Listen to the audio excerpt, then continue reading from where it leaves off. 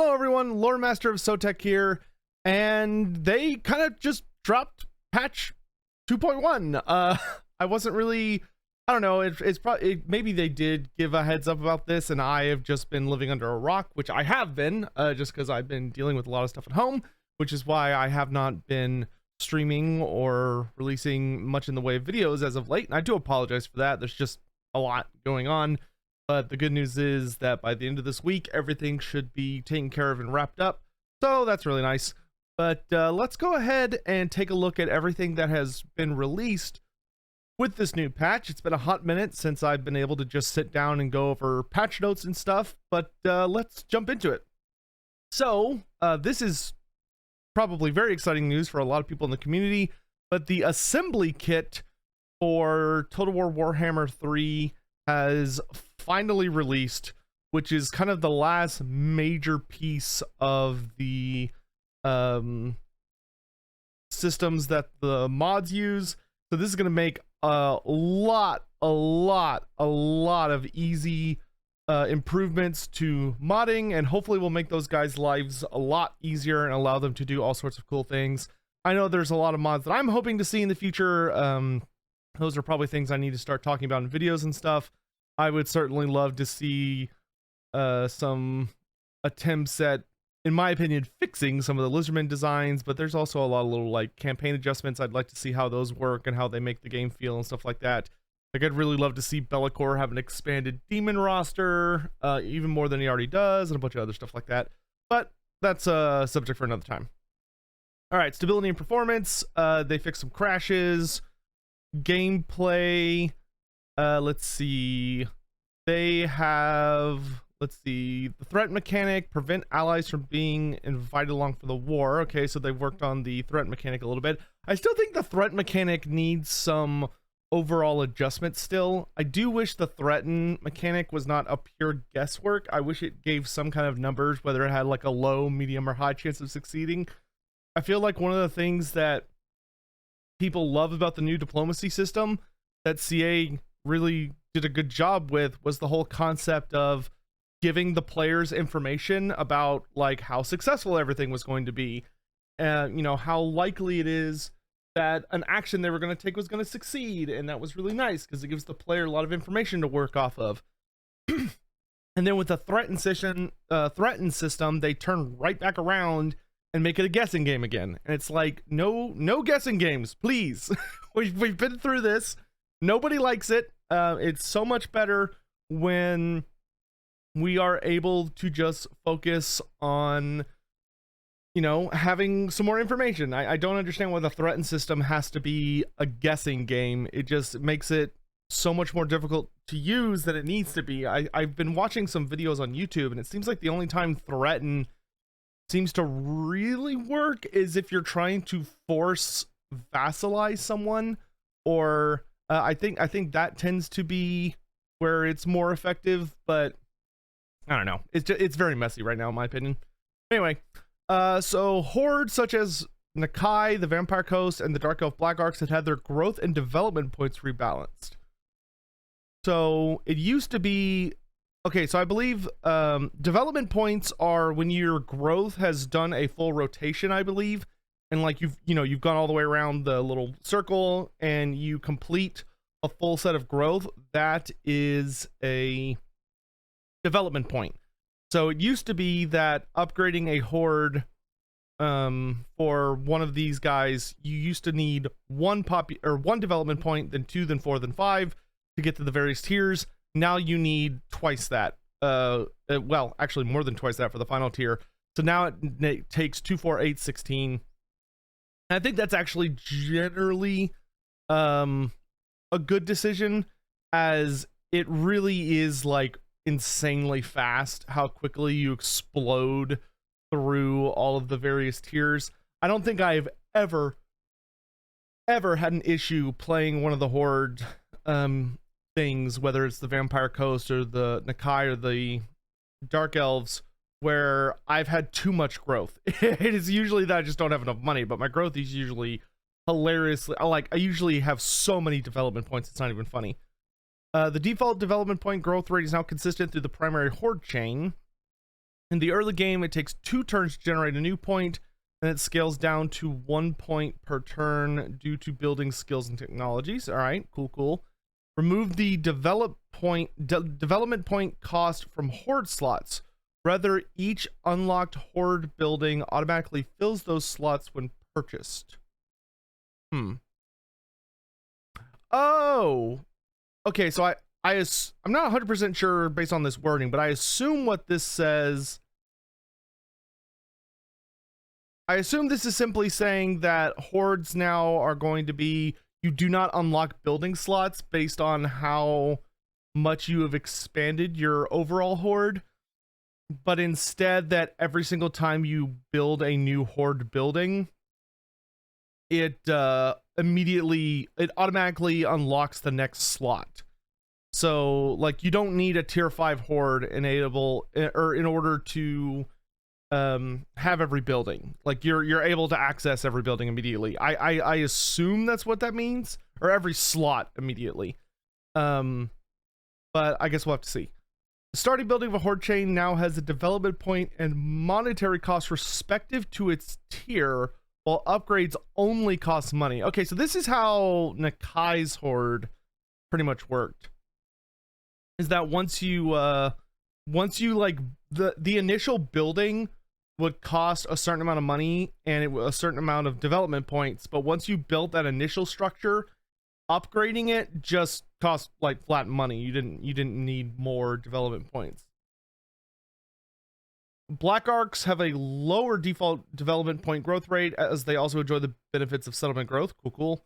Vampire Coast ships and Nakai's horde have a higher default development point growth rate, as they rely on this advancement as a key faction mechanic.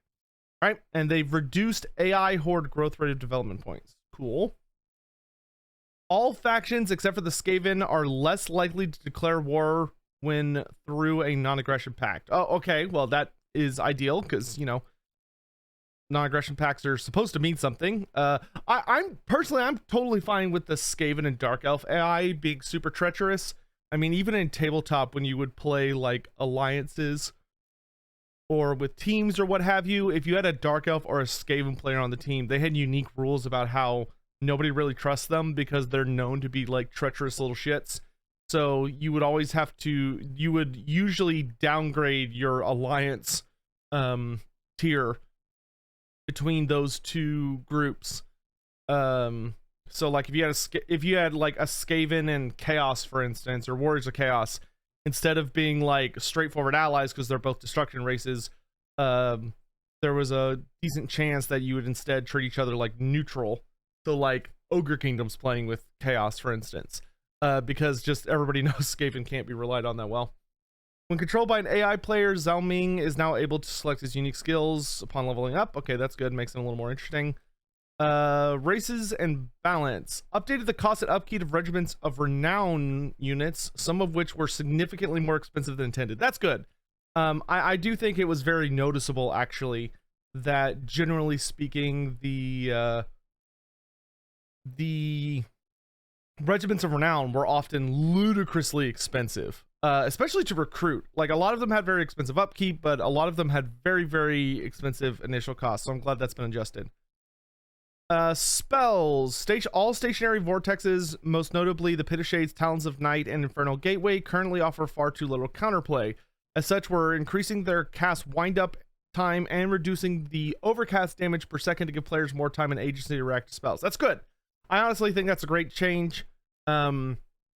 Pit of Shades in particular was, I think, very over aggressive, and also was way overperforming when it would be overcast.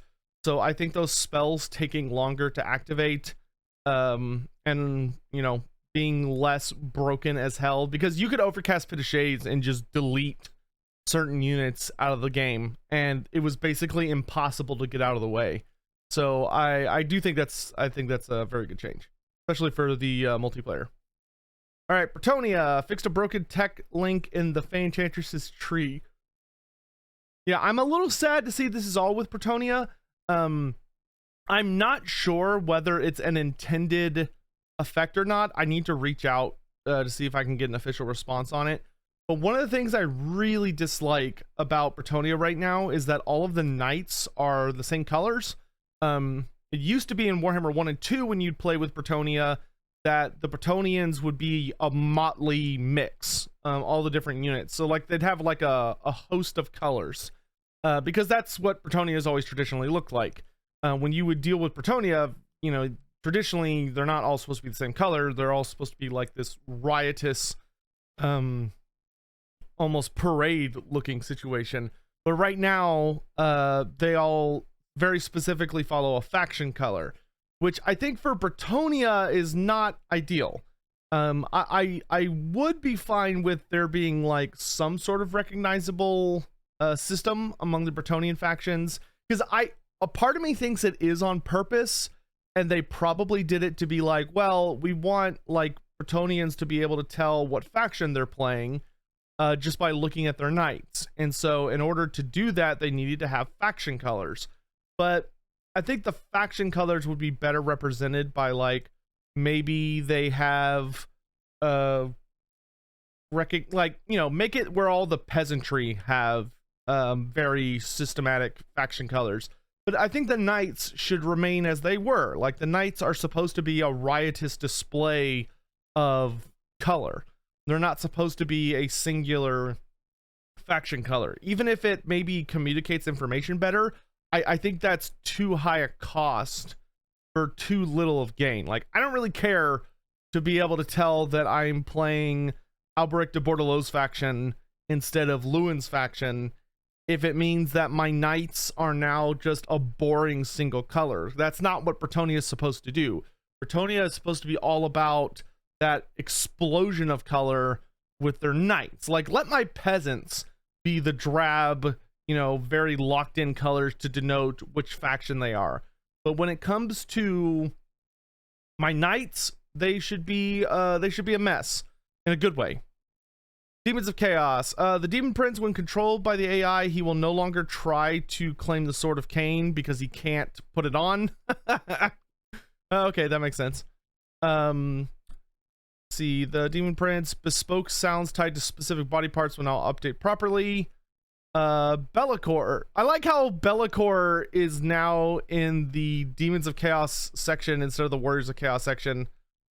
What? I wish Be'lakor was a true Demons of Chaos faction. That would have been really cool. But let's see. They replaced the blue hordes in his army with pink hordes, as he cannot recruit blue hordes. That is something I need to make a video here very, very soon. Hopefully later this week, once everything's resolved tomorrow, talking about my ideas for Be'lakor, because I do think fixing Be'lakor, not fixing, but no, fixing or just vastly improving Be'lakor, it would take overall not that much effort. It would just take a couple of tunings and adjustments, because they have a little bit too much overlap in a few places. But I do think it's good to, you know, not be like, oh look, you get blue horrors and then haha, JK, you can't use them, because like you only get a single unit of blue horrors, which was really weird. That being said, I am glad to see Be'lakor is showing up in the Demons of Chaos section. To me, that says that CA hopefully has their heads in the right place about what to do with Be'lakor, but we'll see. Be'lakor's start felt a little restrictive, so we've added rifts near lore appropriate locations that will allow for both better movement and additional opportunities to cause mischief. Be'lakor now starts with bonus rifts in the southern Chaos Waste and near Mordheim. Ooh, that's really cool. So his shadow rifts on turn 1 have places they're already connected to. So you can play Be'lakor and immediately go to Mordheim, or you can immediately go to the Southern Wastes and have like really exciting different campaigns. That's really good. I don't think that was necessarily needed, but I think that's a very good addition to have. Dark Elves. Crone Hellebron. Blood Voyage armies can now replenish like they could in Warhammer 2. Good. Crone Hellebron no longer has 2 Chaos Corruption effects applied at the same time in the lowest tier of Death Knight effects. Okay. And Rakarth no longer has a cost on Convocation of Hunters, which is free. Awesome. And then they have added missing abilities for characters during the Rise of Darkness quest battle. I don't remember. What is the Rise of Darkness quest battle? I don't remember what character that's associated with, but hey, cool. Dwarfs. Dev note. In an effort to globally raise the power of the dwarves, we are focusing this time on providing buffs to their speed and vigor via runes.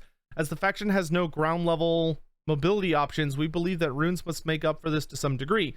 We're also boosting the global spell resistance of all dwarf units, as their lack of mobility makes them ideal targets for devastating spells.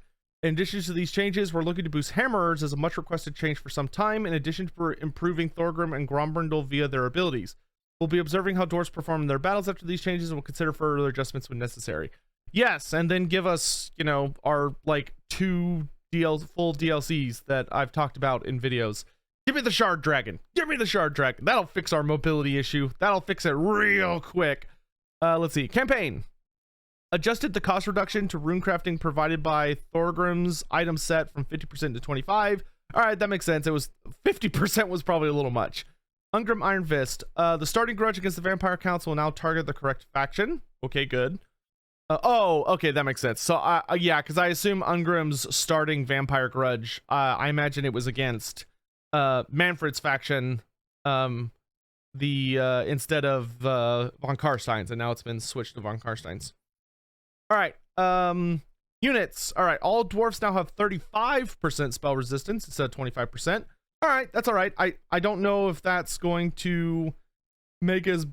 I still don't know if that's enough to make a giant difference, but hey, it's something. Hammerers now have a 10,000 HP instead of 9,200. They no longer have splash attacks, but they do have magical attacks, which I do think is good. Magical attacks are extremely useful in Total War Warhammer. You know, the vast majority of damage mitigation is from armor and physical resistance. So having magical attacks on something reliable in the dwarf roster is really, really good. Thorgan Grudgebearer got about 500 more health. Or no, exactly 500 more health. Cool. High King Thorgan Grudgebearer. His High King ability now activates in melee combat. Awesome. Yeah, the High King ability was always a little odd. It never really worked, especially in a more live action game type setting. And its trigger was just a little bit too specific. I want to say High King, I'm pretty sure High King was his ability where he had to be below like 50% health in order for it to activate. So, you know, just nobody would target him ever. And it's just, so now it no longer is map wide, but it does have a pretty solid 50 meters. And now it buffs your armor piercing weapon damage, but it no longer gives you immune to psych or charge bonus. Hey, I'll take that trade. Like dwarfs, if any faction doesn't necessarily need immune to psych, it's dwarfs. They have such good leadership and so many ways to improve leadership. I'm really interested to mess around with that and see if that's good. The Rune Axe of Grombrindle now lasts for an additional 6 seconds. The Rune Helm is cheaper. Spells. All right, the Master Rune of Speed now lasts for 10 additional seconds. Okay, 40 seconds is that's pretty decent for a speed buff. I don't know if that's going to be enough in and of itself. I will say the regular Rune of Speed being 12 seconds longer, that one's pretty big.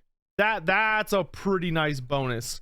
Being able to get that's almost twice as long for the basic rune, and then you just get an extra 10 seconds for the Master Rune. That's it. That seems like a nice fix. Rune of Hearth and Home is so much better now. An additional 5% vigor per second. That is excellent. Rune of Hearth and Home it didn't really do a ton. So the fact that it essentially now can, in addition to its, I believe the only buff it used to give was like, I want to say it gave like leadership, I think. The fact that it now also restores vigor is fantastic and makes like being within that aura much more helpful. Grand Cathay, Missile Mirror can now redirect grenade projectiles. Nice. Talons of Night now takes longer to cast and deals less damage when overcast. Good. Greenskin Squig Herd is now a little more expensive. That's specifically to deal with multiplayer. High Elves fixed an issue preventing Emmeric's dragon encounter from rewarding him with a trait. Glad they fixed that. That's a very important little thing. Archmage no longer have obscene amounts of health when mounted. Good, good, good.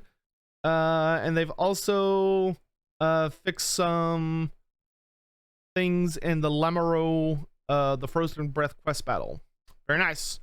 Corn, Chaos Furies now cost more money. Good. Furies, I feel like, grossly overperform in multiplayer for just like locking people down. Let's see. Kislev, the Wasteland settlement climate is once again suitable for Boris Ursus's faction. That's good to hear. Lizardman, Oxyodal's threat map will now properly scale to the size of Mortal Empires. Oxyodal's poison skills now display in the ancillary tooltip, and his poison skills now unlocked at the correct ranks. Nice. So just some little bug fixes. Nurgle Furies are more expensive. Harbinger of Pestilence for Festus has been cut in half, as has healing elixirs. That makes sense. Festus was a way too efficient. He was very, very strong. Especially considering that like those abilities just last as long as he's alive, and just keep being nasty. That, yeah, no, that's that's deserved, and I think everybody saw it coming as well. Skills, Armor of Malady no longer applies duplicate melee defense buffs to Plague Bear units. Cool. Makes sense. Cool. Ogre Kingdoms, Gorgers now have more AP damage. Okay, that's, you know, that's fair. I do think Gorgers got a little over nerfed when they originally got slapped. So that's I think that's a good change.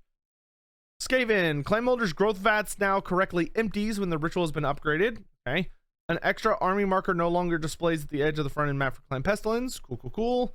Slanesh, Marauders got a hefty price increase from 425 to 500, and Furies are also more expensive. That makes total sense. If you've watched any of the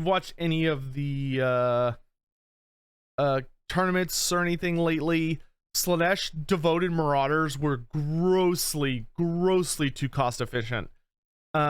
Just such a cheap unit with like decent speed and an anti-infantry bonus was just, they were way too good. So they needed a hefty price increase. I don't know if that alone is going to be enough to kind of bring them to where, because the game acts like they're a low tier unit, but they've been like grossly overperforming. So I just hope that brings them better in line. All right, Gates of Slanesh no longer recharges from winning in combat. Now it's just engaged in melee. Cool, makes sense. The Empire fixed a bug where Electrocounts previews would persist in the panel, making it difficult to click on stuff. Okay, good. The addition of Festus meant that Empire players could find themselves losing a lot of Imperial authority very quickly in the early game if Festus destroyed Hochland. The electors are now more lenient for the first loss, so you have more time to respond and deal with nearby threats. So for the first Elector count and the first raised Elector count capital in Immortal Empires have significantly reduced penalties. That's good. I actually had heard a lot of people talking about that Karl Franz's campaign and Gelt's were very hard because Festus is like a one-man just nightmare force for your Imperial authority. So I'm glad that they've taken care of that. Campaign. Elector count dilemmas now properly subtract gold from your treasury. Okay, so no more free dilemmas. Fixed issues that would prevent the hunter missions from progressing. Fixed an issue where his hostility level would not increment the selecting options. And Kalara's Slaughter Amongst the Ruins now properly concludes after you search ruins. Okay. I don't see it in here, but CA, please bring back the puzzles of the old ones for searching ruins. Like, people don't have to use it, so if people don't want to deal with the puzzles, fine. But like, I really like that system because it made it so much easier to make sure you actually had a decent amount of magic items. Please, for the love of God, bring that back. Tombkings updated the Ghost shaders and visual effects for the Usirian armored skeletons and their weapons. Updated the shaders for Grand Hierophant Kotep. So they fixed some visual effects there. The Kemper Guard now are, I guess, not treated as okay. So apparently they got the ethereal treatment. So they had frostbite and a bunch of bonus pure AP damage, but it looks like that has been reverted. So they're back to dealing like normal distributed damage, and they no longer have frostbite. Zinch, more expensive Furies. Infernal Gateway takes longer and is less powerful overall. Cool. Shadewraith Gunners now have ethereal voices again. Skills, Sea Dogs. They fixed a bug with that. And then oh, okay, cool. So the Damned Paladin and the Mourngul Haunter, they had Frostbite as one of their skills, but it didn't make any sense anymore because they got Frostbite automatically just by being ethereal units with the new ethereal update. So now the Killing Cold now gives Mourngul Haunters magical attacks, and the Cold Blade now gives the Damned Paladin a chilling aura. Very cool. Vampire counts. All right, so they have realized that Gorst was grossly overperforming, mostly because he was stupidly tanky for he's literally just a necromancer on a corpse cart. He should not have that much health. Especially considering like how good his various like effects are. You know, the way they kind of tried to solve Gorst back in Warhammer 1 and 2 was just by pumping him full of HP to try and make him more and more survivable, but that's no longer required. Yeah, no, they definitely needed to take a hard look at him. So Crypt Horrors are more expensive now in multiplayer, as is the base Necromancer. Gorst is notably more expensive, and he's way more expensive if you put him on his corpse cart. Also, he has 1,000 less health. I almost still wonder if that's too much health. But that's, yeah, no, I think that's a good change for him. Because he was actually super duper popular in a lot of tournaments because he's overperforming. And then fixed issue, preventing Isabella from switching mounts. Okay, good. Warriors of Chaos. Even before their arrival in Mortal Empire, we received a lot of feedback about Chaos, so here are some changes we've made.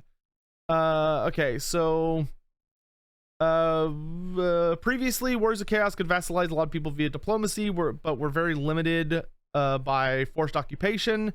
To address this, we've adjusted the occupation option to bring 2 more into alignment, a change that will in particular benefit Festus, who can now vassalize Empire factions. Cool. So the Warriors of Chaos can now subjugate by force all human and elven factions. That's really good.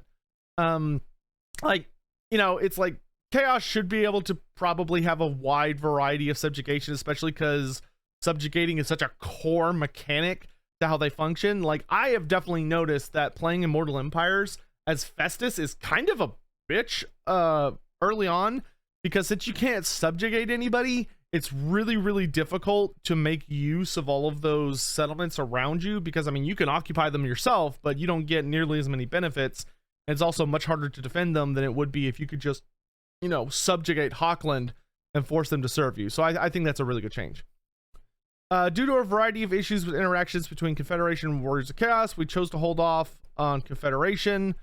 We have implemented, however, a lightweight version that allows you to play catch a ball if you really want to.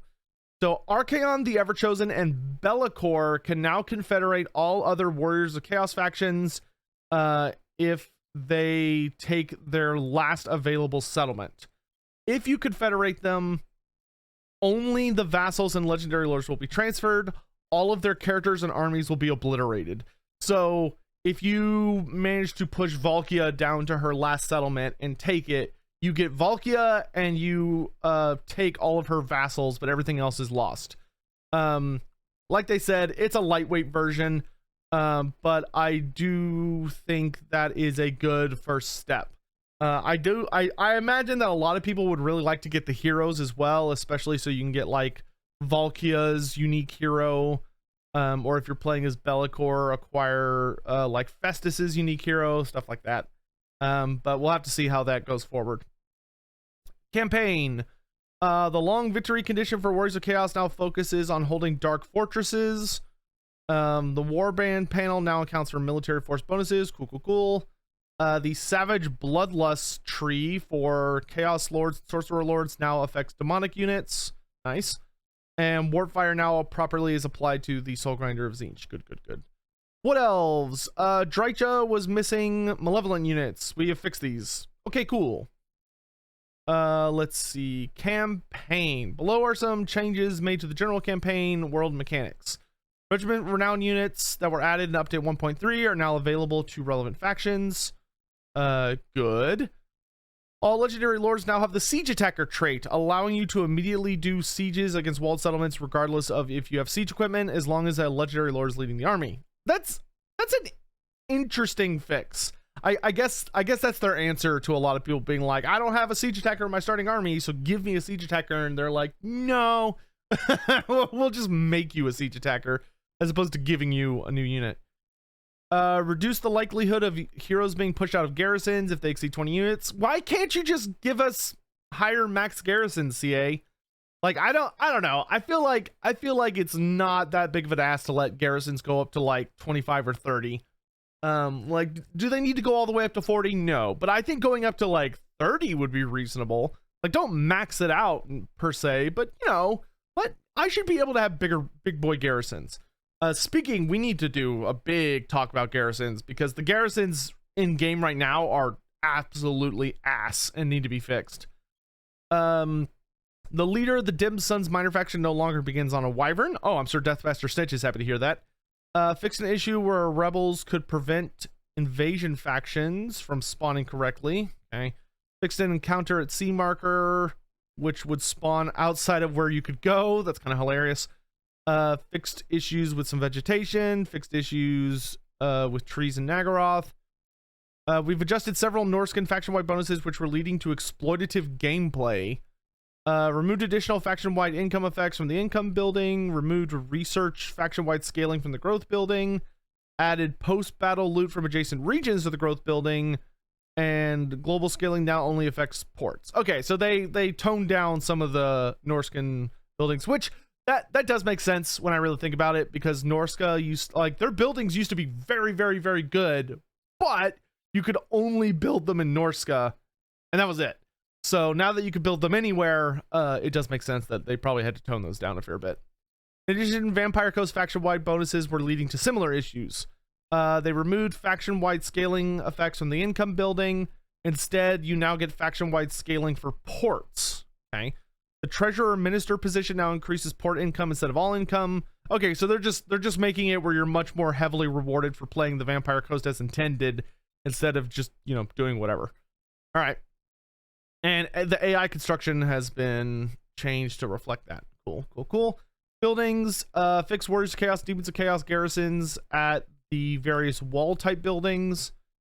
Skaven and Dark Elf loyalty dilemmas now are a little more repaired. Fix an issue where Wood Elf encounters could bug, and they fix some Warhammer 1 dilemmas accidentally showing up for Warhammer 2 races. Let's see, for missions, settlement names are no longer displayed twice in certain missions. Certain settlements have been fixed. Shentalon is now a minor settlement. Kadak Doom has been adjusted. Mine of the Bearded Skull now has resource buildings. Teotihuacan now it no longer shows up as a ruin. Elven colony buildings now properly show up in Tor Elisor, Fortress of Dawn, and Citadel of Dusk. For the prologue, the Mine of Bearded Skulls has been fixed. Darkness and Disharmony, okay. They fixed a disconnect issue. Immortal Empires, fixed instances where buildings, okay, yeah.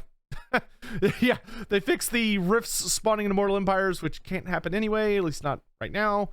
Let's see, victories. There are new events that inform you now when you've, okay, so you get a trigger now when you get your short and long campaign victories. That's good. The long victory conditions have been fixed for Nakari, Scarbrand, Kugoth, the Demon Prince, and Kairos Fateweaver. They probably also need to take a look at Nakai's. Like, Nakai still is very heavily focused around, hey, you need to go conquer Lustria, which is weird, you know, because he's a Cathay character now. They should probably change that to reflect his side of the plan a little better, but, you know, whatever. Updated short victory conditions for all the Champions of Chaos to be more unique and achievable for them. In-game scenarios, they have added a new difficulty mode, which allows you to fire all of the in-game scenarios simultaneously, which is batshit insane. The Pyramid of Nagash has been adjusted to make it not do more than it's supposed to. Good bug fix, fix an issue, prevent some in-game scenarios. They know in-game scenarios will no longer trigger if you have confederated all possible targets or otherwise invalidated the scenario conditions. Interesting. Okay, so if you like confederate all of the dwarfs because you're playing a dwarf, you can no longer get like all the dwarfs go crazy on all your capitals. I guess that makes sense. See, they added a camera pan, corrected some misleading text.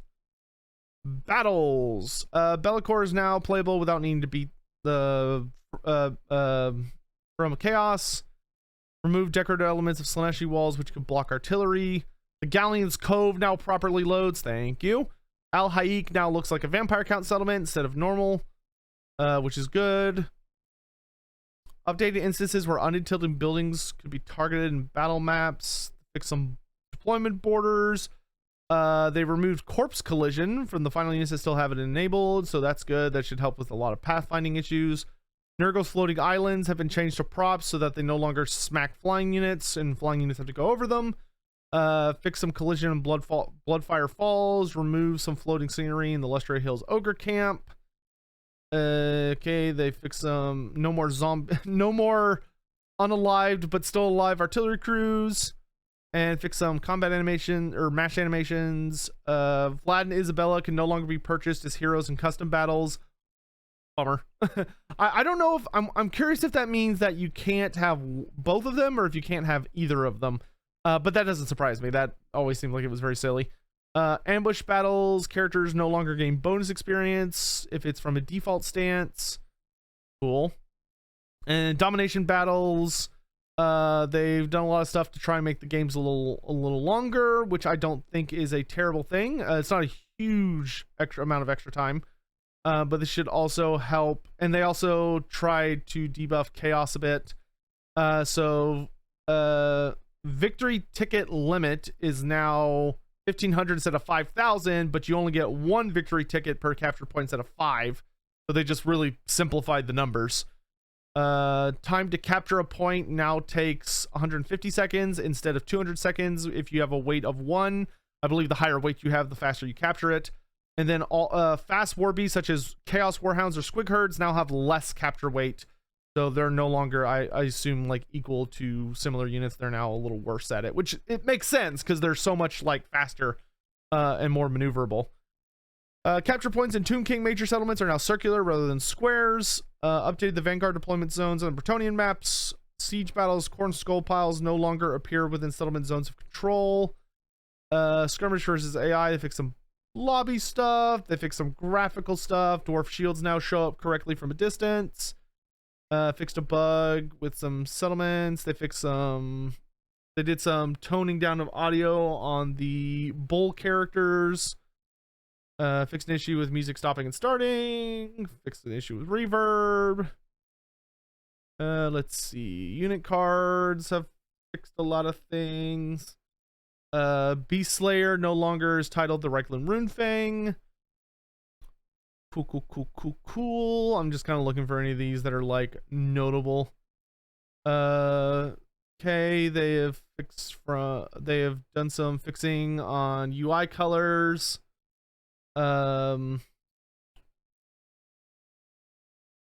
Mark of Chaos, Corn, and custom battles now use the right icon. Famir Line Breakers Ancillary now has a good icon. Oxiodal's faction icon is now normal size. Let's see. Tooltip for Bellicor has been adjusted. Wood Elves no longer gain amber when occupying settlements if they're not supposed to. Nurgle can recruit while marching. Anti-infantry tooltip has been added to dual weapons for Khorne. They re-added the cutscene for the Liver Bubonicus quest battle. Beast Pass no longer have duplicate text. And that looks like pretty much everything. Alright, so update 2.2, which will be in October, is going to focus on some other issues for Immortal Empires, and they're saying if you want to get involved, you need to start doing it now, which means I need to start making videos. So things that they're wanting to look at immediately for update 2.2. they're intending to modify the start positions for Teclis, Scrag, Kairos, and a Lithanar. Okay. Fix a bug with Manfred. Villages, Legion of Doom, and Freakish Mutations. Skills apply their effects to Regiment of Renown units. Make the Kai fit on the character screen. Address feedback on severity from the Oxial Doomstack and Dwarf Grudges. Continue updating Confederation options, which is good because I would just like to see more Confederation and more like good Confederation. Like, give me more thematic confederations across factions. And then fixed issues with the Spirit of the Jungle AI. Let's see, they're gonna keep improving settlement battles, so keep making some good adjustments there. Defeated units and resummoning rules are going to be looked at. That seems very much more multiplayer. All right, so overall pretty good. I'm curious how long it's going to be before we get our next wave of Regiments of Renown for the for the Game 3 races. I think this is actually our first patch that does not have new units, or is it the second patch? I don't remember if patch 2.0 came with new units or not. I think it did, but I'm not. No. I think patch 1.3 had new units, but patch 2.0 didn't. But in any event, I am curious how long it's going to be before we get more Regiments of Renown for the Game 3 factions, because I've actually been really liking those, and I'm really hoping that we're getting like monsters in the next one. But overall, pretty happy with this. There's a lot of really good changes. Sounds like I need to really start making videos to suggest a lot of changes, because a lot of stuff is happening, and I got to get back in the game. I got to get back on the horse. But let me know what y'all think about all the changes down below. Is there anything in particular that you're disappointed didn't get brought up? Is there anything that you're really excited got fixed? Is there anything you're like, oh, thank God they're looking at that, or thank God they're addressing this, or something that you're like, wow, I really wish they would focus on this instead, yada, yada, yada. Do let me know. But overall, I'm pretty happy with this. It seems having the Ultimate Crisis mode in is really cool. I think a lot of the dwarf changes are nice. A lot of the multiplayer changes seem really solid. And yeah, so let me know. Thanks for watching. I'll see y'all around. Have a good day. Bye-bye.